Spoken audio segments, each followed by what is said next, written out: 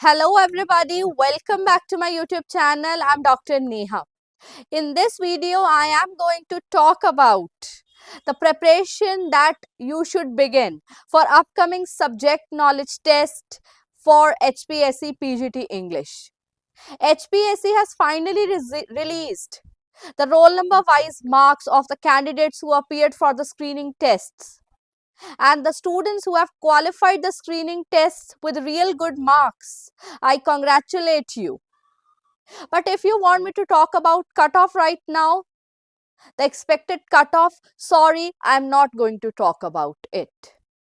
Because looking at the assistant professor results for the subject English, we are really shocked and shocked. That is why this video is purely dedicated to motivate you students to start your preparation for subject knowledge test. This video is divided across three parameters. First is when to start your preparation. Second is what to start your preparation for. And second is how to start your preparation. First of all, the students who have gained real good marks in the screening tests tell you part 2, the tier 2, the subject knowledge test is your real exam. Screening test एक qualifying paper था, subject knowledge test आप लोगों का real paper होने वाला है और उसको अटेम्प्ट करना ज्यादा इजी नहीं होने वाला है। और ऐसा मैं किस लिए कह रही हूं, क्योंकि हमारा सब्जेक्ट ऐसा है। We have so much to talk about, we have so much to touch upon, ample time is never ample for all of us. So when to start your preparation? You should start your preparation as soon as possible. Students who are going to sit in upcoming EMRS exam, I wish you all the very best also to each one of you. But students who have successfully in their own continent, in their own contention, qualified this PGT screening exam should start preparing as soon as possible for subject knowledge test, because preparing for subject knowledge test is another set of tasks. Objective type question में elimination चल जाता है, intelligent guess चल जाता है। जरा सी भी knowledge हो, आप आंसर को गेस कर सकते हैं, गेन कर सकते हैं मार्क्स को। लेकिन सब्जेक्ट नॉलेज टेस्ट में आपको पूल ऑफ नॉलेज में से, सी ऑफ नॉलेज में से पूल ऑफ नॉलेज निकालना है, और उस पूल ऑफ नॉलेज तक पहुंचने के लिए भी एंजाइटी और नर्वसनेस साथ चलती है। जब आप लिखने के लिए बैठते हैं, आपके माइंड और हैंड को साथ में वर्क करना है। You think and you right, एक टाइम फ्रेम में आपको राइट करना है। तो आपके पास सिलेबाई बहुत ज्यादा है, ऐसे राइटिंग है, लेटर राइटिंग है, और उसके साथ on the cake you have literature, never ending literature, by writing romantic poetry, by writing 19th 20th century American and British poetry और literature केवल छोटा नहीं है। अगर आप टेकअप करके देखते हैं, there are approximately 50 plus writers जो एक एज के होते हैं, ब्रिटिश के भी, अमेरिकन के अलग होंगे।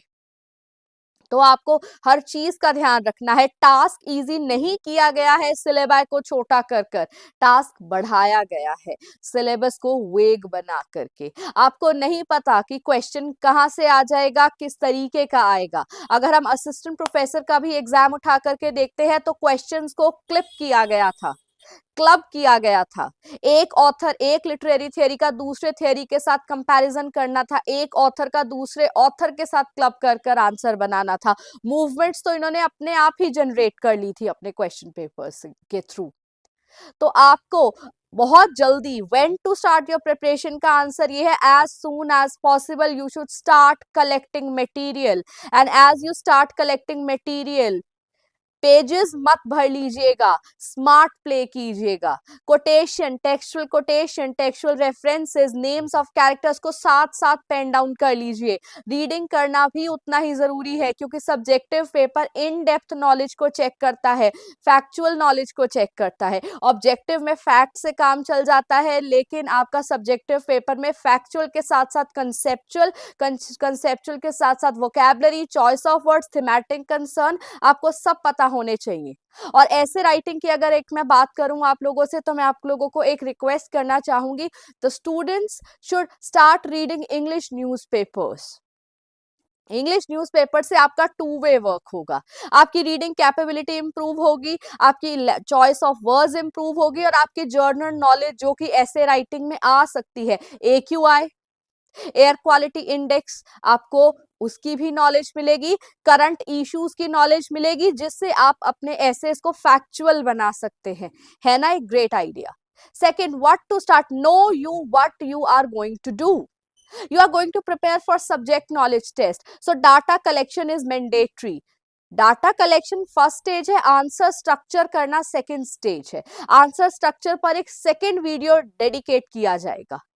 और third, how to start your preparation. Start your preparation, newspaper अपनी हैबिट बना लीजिए, न्यूज़पेपर रीडिंग। साथ साथ जब आप एक हिस्ट्री का क्वेश्चन, रोमांटिक एज का क्वेश्चन प्रिपेयर करें, तो अगर आप फॉर एग्जांपल वर्ड्सवर्थ को एज अ पोएट टेकअप कर रहे हैं, तो you should take up his ideology as a poet and also his work and also the movement and the age he belongs to. तो इस तरीके से अगर आप अपनी प्रिपरेशन स्टार्ट करते हैं, तो आप multi faceted, multi various, diverse way से आप अपनी प्रिपरेशन को अंजाम दे पाएंगे, टाइम पर अगर स्टार्ट करते हैं तो। और हम भी लिटरेचर सेक्शन के रिटन नोट्स प्रोवाइड करेंगे। अगर आप हमसे रिटन नोट्स अवेल करना चाहते हैं तो आप डिस्क्रिप्शन बॉक्स में दिए गए नंबर पर इंक्वायर कर सकते हैं।